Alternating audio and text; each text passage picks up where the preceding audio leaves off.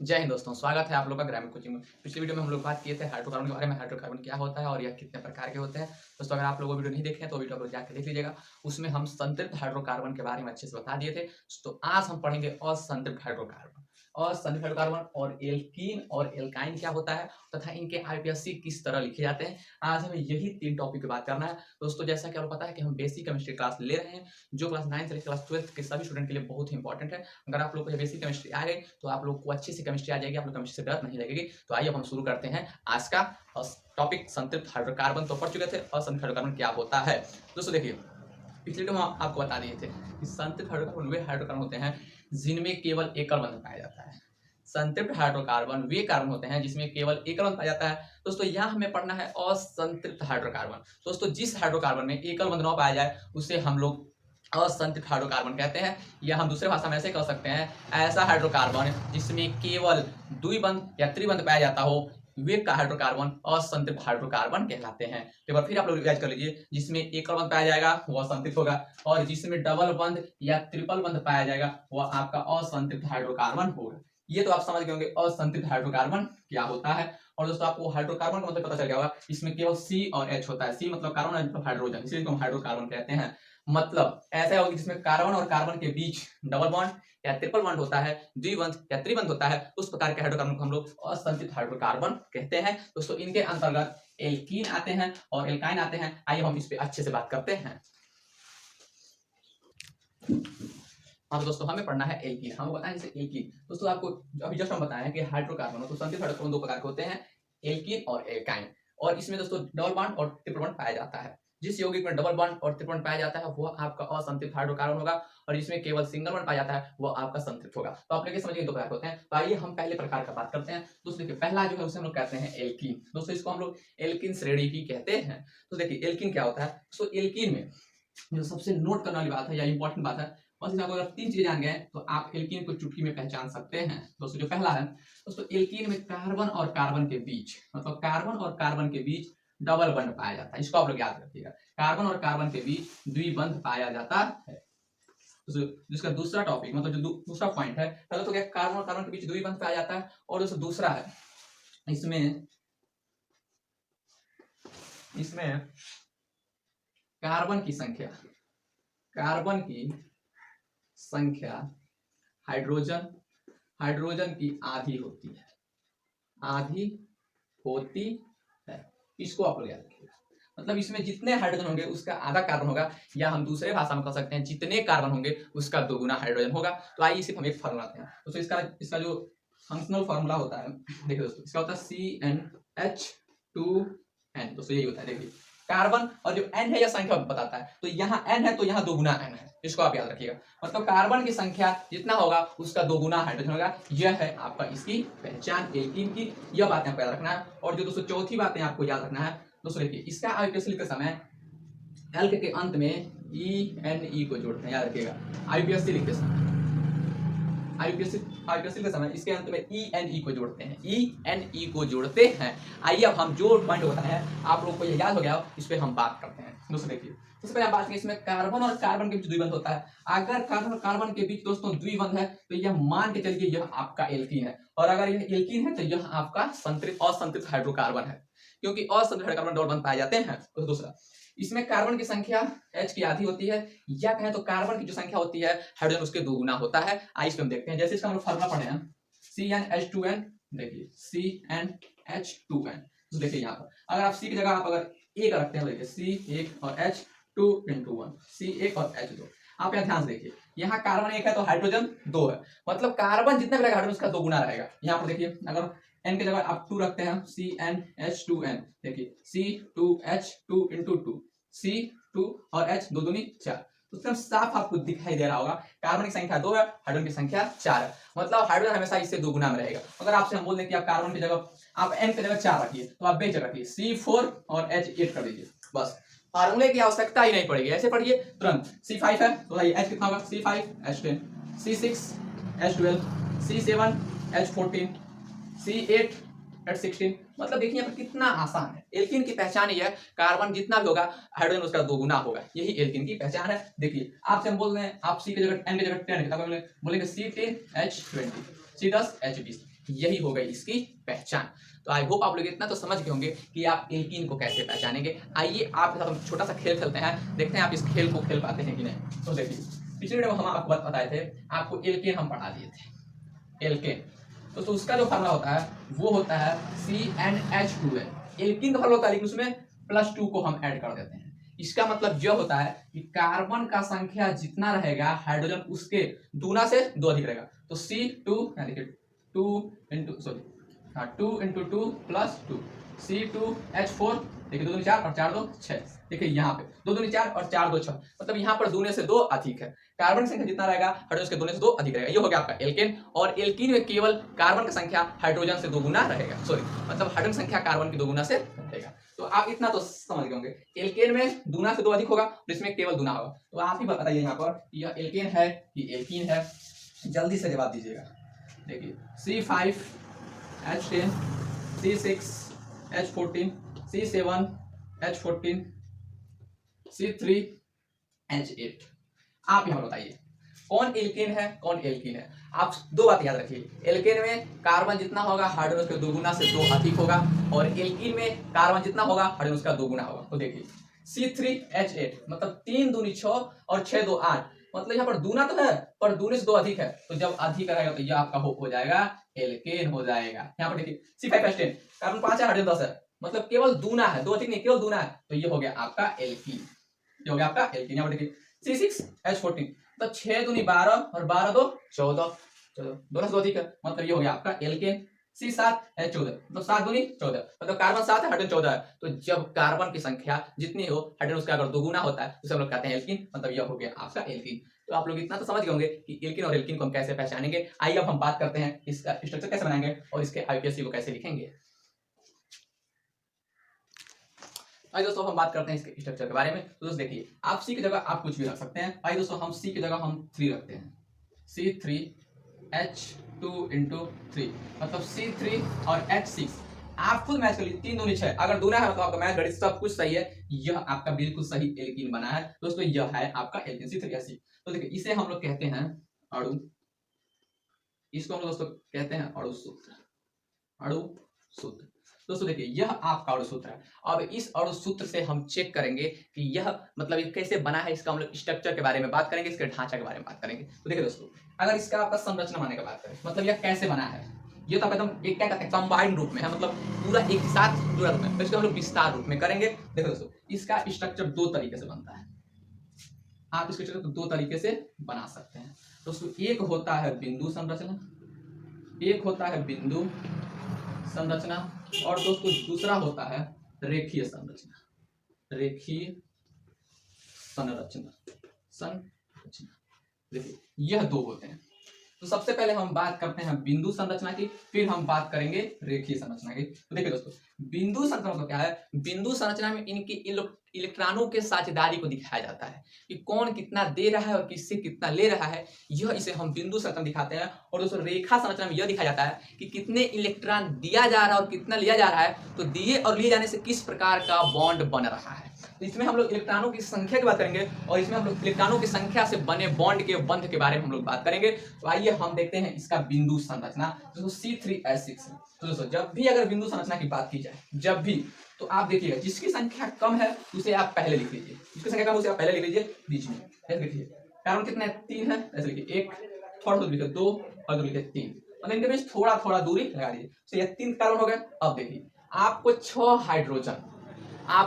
Hydrogen इसमें shift करना है, और याद रखिएगा 6 हाइड्रोजन के साथ आपको एक डबल बॉन्ड भी इन दोनों के बीच मतलब कहीं एक जगह फिट करना पड़ेगा। क्यों? क्योंकि एल्कीन की पहचान ही होती है डबल बॉन्ड, और यह इसकी एल्कीन की पहचान डबल बॉन्ड, और इसमें कार्बन की संख्या हाइड्रोजन की आधी होती है, तो इसमें हमको एक जगह पहले कहीं डबल बॉन्ड फिट करना पड़ेगा। दोस्तों आपके लिए आराम तभी होगा अगर आप डबल बॉन्ड को पहले ही रख लें, पहले ही बॉन्ड कर लें। दोस्तों देखिए यह कार्बन है, हम पिछले वीडियो में आपको बता दिए थे कि कार्बन के पास कितने इलेक्ट्रॉन होते हैं, कितना इलेक्ट्रॉन का साझेदारी करता है। तो देखो कार्बन के बाहरी कक्षा में 4 इलेक्ट्रॉन होते हैं, इसलिए इसे चतुर्संयोजक कहा जाता है। देखिए दोस्तों तो यह कार्बन हो गया 1 2 3 4। दोस्तों कार्बन के बाहरी कक्षा में 4 इलेक्ट्रॉन होते हैं, आपको हम पिछले वीडियो में बता दिए हैं। दोस्तों यह इसके 4 इलेक्ट्रॉन होते हैं। दोस्तों हम आपसे क्या बोले हैं कि आप पहले ही आप पहले कार्बन कार्बन के बीच आप डबल बॉन्ड को स्थापित कर लीजिए, इससे आपको आगे बहुत ही आसानी होगा इनके स्ट्रक्चर बनाने में। तो दोस्तों देखिए डबल बॉन्ड का मतलब क्या होता है, हम पिछले वीडियो में बता दिए थे, फिर बता देते हैं। डबल बॉन्ड का मतलब होता है 2 इलेक्ट्रॉन अगर यह तत्व देगा तो 2 इलेक्ट्रॉन ये भी देगा, और ये दोनों मिलकर दोस्तों डबल बॉन्ड का निर्माण करते हैं। और दोस्तों सिंगल बॉन्ड क्या होता है, अगर एक इलेक्ट्रॉन यह दे रहा है तो एक इलेक्ट्रॉन यह देगा, दोस्तों ये जब मिलेंगे तो ये आपका सिंगल बॉन्ड होगा, यह आपका डबल बॉन्ड। और यही अगर ये 3-3 इलेक्ट्रॉन दे रहे हैं दोस्तों, 3 यह देगा 3 यह देगा, तो 3-3 दोस्तों यहाँ पर बन गया आपका ट्रिपल बॉन्ड। तो यहाँ देखिए यहाँ आपको डबल बॉन्ड बनाना, मतलब 2 इलेक्ट्रॉन यह देगा और 2 इलेक्ट्रॉन यह देगा। तो आप इसको हटाइए, चाचा आप यहाँ से हट जाइए, खोपड़ी पर मत रहिए, यहाँ पर आप आइए। तो देखो दोस्तों यह हो गया पहला और यह हो गया दूसरा। अब यह जब इससे 2 दे रहा है तो इससे 2 लेगा भी।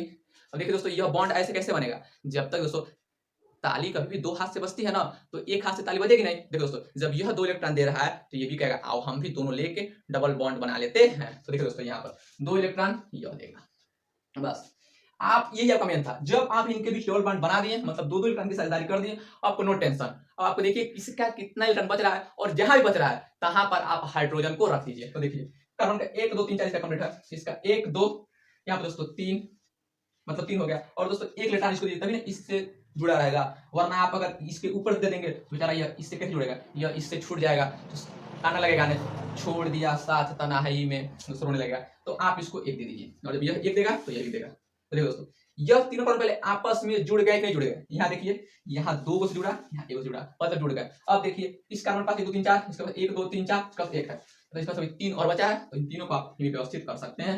यहाँ पर कर दीजिए, यहाँ पर कर दीजिए। तो आप लोग इतना तो समझ गए कि इनके इलेक्ट्रॉनों को हम लोग कैसे व्यवस्थित करते हैं। एल्कीन में एक जगह डबल बॉन्ड कर दीजिए। अब दोस्तों आता है हाइड्रोजन। दोस्तों देखिए हाइड्रोजन को क्या करते हैं, तो हाइड्रोजन के बाहरी कक्षा में दोस्तों ये इलेक्ट्रॉन होता है।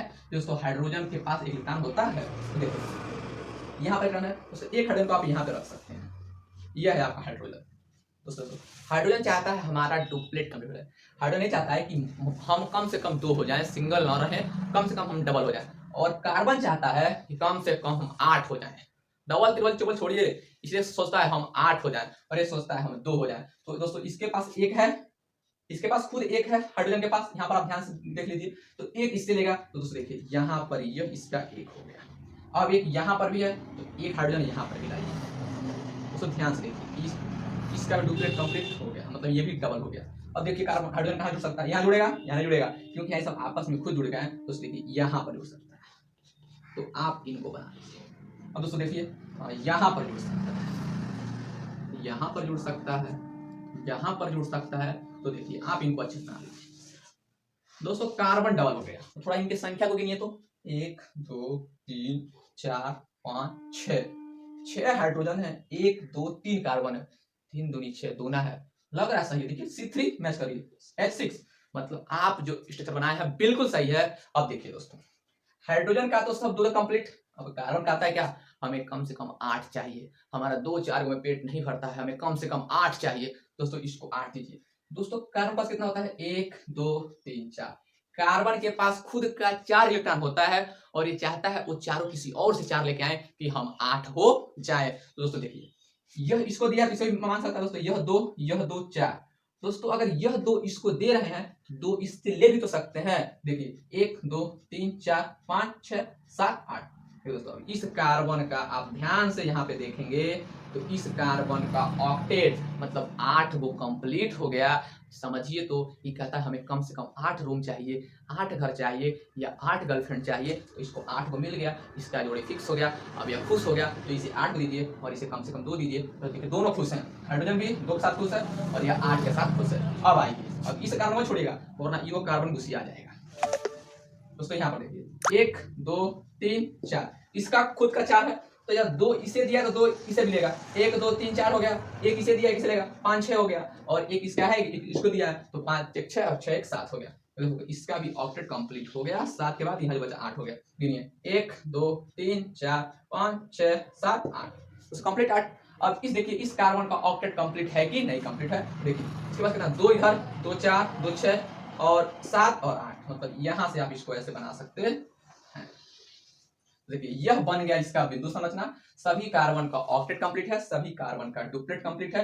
और दोस्तों देखिए बिल्कुल हम लोग ऐसे ही बनाए, इसमें एक जगह डबल बॉन्ड भी है और 3 कार्बन है, 6 हाइड्रोजन है, 3 कार्बन है, 6 हाइड्रोजन है और एक डबल बॉन्ड भी है। अब देखो इसकी जिस तरह हम बिंदु संरचना बनाए हैं, मतलब इनके इलेक्ट्रॉन को जिस तरह हम दिखाए हैं, अब इन्हीं इलेक्ट्रॉनों को हम रेखीय रूप में दिखाएंगे। आइए हम उसको भी देख लेते हैं ऊपर। तो देखिए दोस्तों, यहाँ पर यह आपका H है दोस्तों। H दो इलेक्ट्रॉन मिलके हमेशा एक बॉन्ड बनाते हैं, तो यहाँ दो इलेक्ट्रॉन है मतलब ये एक बॉन्ड बनाएंगे। यह आपका कार्बन है दोस्तों, नीचे दो इलेक्ट्रॉन है मतलब ये भी आपका एक बॉन्ड बनाएंगे दोस्तों। देखिए यहाँ पे दो इलेक्ट्रॉन है, तो जब चार इलेक्ट्रॉन मिलकर दो बॉन्ड बनाएंगे, तो देखिए यहाँ पर ये आपके दो बॉन्ड बना दिए। फिर देखिए यह कार्बन है, नीचे दो इलेक्ट्रॉन है, एक बॉन्ड बनाएंगे।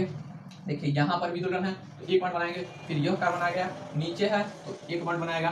फिर दोस्तों आप यहाँ पर देखिए, इधर भी दो इलेक्ट्रॉन है तो एक बॉन्ड बनाएंगे दोस्तों, ऊपर भी बना देंगे। देखिए अब ये आप 1 2 3 4 5 6 1 2 3 3 3 6 है ना, C3H6 होता है जब अन्य जगह हम लोग 3 रखते हैं दोस्तों। यह बन गया आपका रेखीय संरचना, इसको हम लोग कहते हैं रेखीय संरचना। इसको एक बार चेक कर लीजिए यह एल्कीन है कि नहीं है दोस्तों। एल्कीन चेक करने का सिंपल फार्मूला, कार्बन जितना होगा हाइड्रोजन का दोगुना होना चाहिए। तो चेक करिए 1 2 3 कार्बन है, 1 2 3 4 5 6 हाइड्रोजन बिल्कुल सही है। और हाँ एल्कीन तभी होगा जब उसमें डबल बॉन्ड होगा। तो गिनिए क्या इसका डबल बॉन्ड है कहीं? हाँ डबल बॉन्ड है। और चेक कर लेते हैं क्या कार्बन का ऑक्टेट कंप्लीट है और हाइड्रोजन का डबल कंप्लीट है। तो देखिए यहाँ पर 1 2 3 4 मतलब 4 इलेक्ट्रॉन है इसके पास, और इन दोनों इसका लेकर इसका 8 हो जाएगा। तो देखिए कार्बन का टेट्रावैलेंसी कंप्लीट है, 1 2 3 4 1 2 3 4 1 2 3 4, तो 4 2 8 इलेक्ट्रॉन होते हैं। आपको पता होना चाहिए। यह हो गया इसका रेखीय संरचना दोस्तों। आई होप आप लोग रेखीय संरचना भी सीख गए होंगे। आइए अब हम बात करते हैं इसके IPSC को, international union pure applied chemistry द्वारा इसे क्या नाम दिया गया है। हाँ तो दोस्तों अब हम बात करते हैं इसके IPSC को। तो दोस्तों इसका IPSC अच्छा है दोस्तों, देखिए इधर सब फैला, इधर सब फेंकाया, चित्र आ गया। तो दोस्तों इसको क्या कीजिए, इसको आप पहले एक पास कर लीजिए। देखिए दोस्तों ये कार्बन है, इस कार्बन पास कितने H हैं? 2 H हैं, तो इसको हम C और H2 लिख सकते हैं दोस्तों। डबल बॉन्ड है तो आप डबल बॉन्ड लगाइए। फिर देखिए यहाँ पर कितने कार्बन है दोस्तों, एक कार्बन के पास कितना H है? 1 H है। फिर सिंगल बॉन्ड है। फिर दोस्तों यह कार्बन है, इसके पास अब कितना हाइड्रोजन? देखिए 1 2 3 है, तो एक कार्बन हो गया CH3। और दोस्तों हम इसका नाम लिखते हैं, इसका हम यह इसको हम लोग कहते हैं संकुचित संरचना कहते हैं इसको। देखना तो संकुचित हो गया।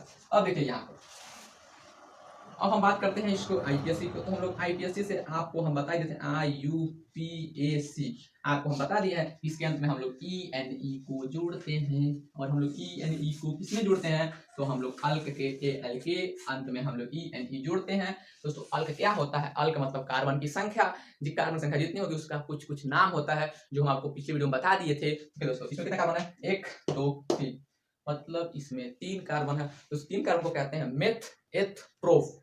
अगर आप नहीं देखे हैं तो जाकर पिछले वीडियो देख लीजिएगा। तो दोस्तों मेथ एथ प्रो 3 कार्बन को कहते हैं प्रो, PROP। दोस्तों यह हो गया आपका प्रो, और प्लस जब एल्कीन है इसके अंदर हम जोड़ेंगे ENE दोस्तों, PROPENE, यह हो गया आपका प्रोपीन। दोस्तों आई होप आप लोग ये समझ गए होंगे कि एल्कीन क्या होता है, एल्कीन का संरचना कैसे बनाते हैं, एल्कीन का रेखीय संरचना कैसे बनाते हैं, और एल्कीन का IPSC कैसे लिखते हैं, और कैसे पहचानेंगे कि एल्कीन है कि एल्कीन है। आप लोग बढ़िया से समझ गए होंगे। लेकिन जाते जाते आप लोग को एक बात बता दें दोस्तों, एल्कीन में C की जगह जब आप 1 रखेंगे, मतलब N की जगह आप 1 रखेंगे, तो यह फॉलो नहीं करता है। देखिए C 1 H2 है, देखिए C और H2 दोस्तों, यही हो गया आपका CH2। दोस्तों देखिए यह कार्बन है आपका, देखिए दोस्तों यह कार्बन है दोस्तों। इसे हम 2 अगर हम हाइड्रोजन लगा देते हैं, इसमें 2 हाइड्रोजन है दोस्तों, यह डबल बॉन्ड किससे बनाएगा? आखिर में यह डबल बॉन्ड बनाने कोई और कारण तो चाहिए दोस्तों, इसलिए यह वाला N की जगह 1 रखने पे यह इस रूल को लागू नहीं करता है दोस्तों। यह एक अपवाद है, यह एक अपवाद है। तो आई होप आपको यह अच्छे से समझ में आगे होगा। अब हम मिलेंगे नेक्स्ट वीडियो में एल्काइन के साथ, और इसका हम लोग फिर IPSC का बात करेंगे, इसके संरचना की बात करेंगे, और इसका भी हम लोग A to Z मतलब जितने भी सारी चीजें हैं उसके बारे में हम लोग बात करेंगे। तो दोस्तों जय हिंद, वंदे मातरम। अगर वीडियो अच्छा लगा हो तो वीडियो को शेयर जरूर कीजिएगा। धन्यवाद।